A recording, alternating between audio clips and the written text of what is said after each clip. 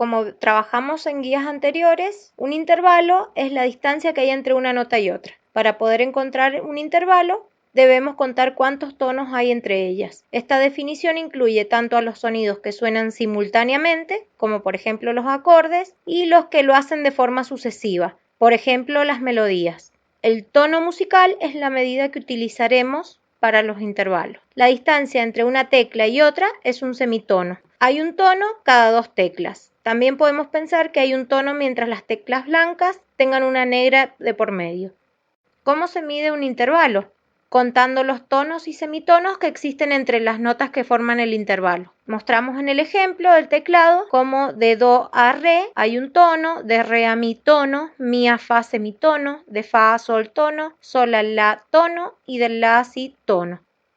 Numeración y calificación de un intervalo. El unísono en sí no constituye un intervalo, ya que no existe distancia entre las notas. Normalmente un intervalo no solo se nombra según los tonos y semitonos que tenga, aunque sea una forma válida, sino que se sigue un orden numérico, dependiendo de las notas de distancia que existen entre ambos sonidos. ¿Cómo se numeran los intervalos?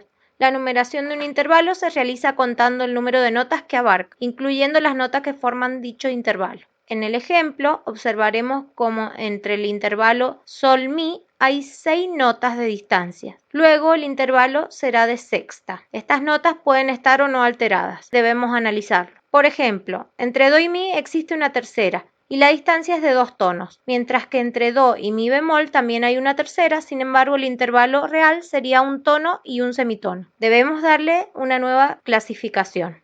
¿Cómo se califican los intervalos? Para completar la numeración se añade un calificativo de dicho intervalo, que puede ser mayor, menor, justo, aumentado o disminuido. Podemos decir entonces que un intervalo tiene nombre y apellido. El nombre sería el número y el apellido sería la clasificación que tiene. Menor, mayor, justo, aumentado o disminuido. Los calificativos mayor y menor solo se emplean en las segundas, terceras, sextas y séptimas, mientras que el calificativo justo tan solo se puede utilizar en cuartas, quintas y octavas. Observaremos la escala de do natural. A partir de aquí podemos deducir que una segunda mayor es un tono, una tercera mayor tiene 2 tonos, la cuarta justa tiene 2 tonos y un semitono, la quinta justa 3 tonos más un semitono, la sexta mayor 4 tonos más un semitono, la séptima mayor 5 tonos más un semitono, la octava justa 6 tonos. Por último, los calificativos aumentados y disminuidos has de saber que se pueden emplear en cualquier intervalo, de la siguiente forma. Los intervalos aumentados tienen un semitono más que su respectivo intervalo mayor o justo. Fíjate en este ejemplo, se puede conseguir un intervalo aumentado a partir de un justo o mayor de 2 formas, aumentando en un semitono la parte superior o disminuyendo la parte inferior. Los intervalos disminuidos tienen un semitono menos que su respectivo intervalo menor o justo.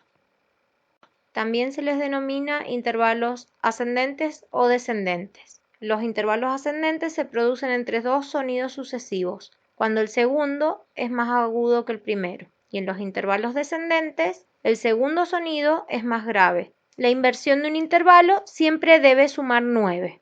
Cuando invertimos un intervalo de séptima, su resultado es una segunda. Cuando invertimos un intervalo de sexta, su resultado es una tercera. Si invertimos un intervalo de quinta, su resultado es una cuarta. Las inversiones son contrarias. El menor se convierte en mayor, el aumentado en disminuido y así de forma inversa.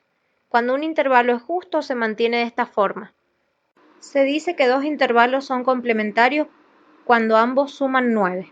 ¿Cómo se realiza la inversión? Elevando una octava la nota inferior del intervalo o disminuyendo una octava la nota superior.